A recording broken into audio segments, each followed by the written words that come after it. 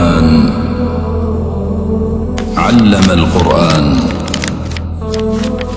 خلق الإنسان علمه البيان.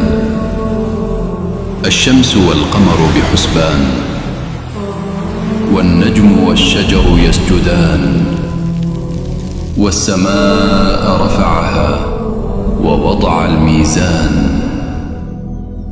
ألا تطغوا في الميزان وأقيموا الوزن بالقسط ولا تخسروا الميزان. والأرض وضعها للأنام فيها فاكهة والنخل ذات الأكمام والحب ذو العصف والريحان فبأي آلاء ربكما تكذبان. خلق الإنسان من صلصال كالفخار وخلق الجان من مارج من نار فبأي آلاء ربكما تكذبان.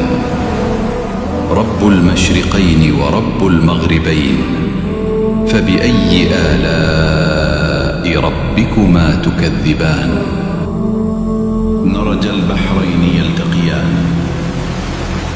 بينهما برزخ لا يبغيان فبأي آلاء ربكما تكذبان.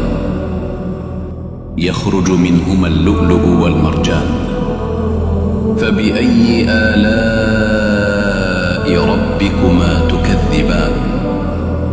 وله الجوار المنشآت في البحر كالأعلام فبأي آلاء ربكما تكذبان.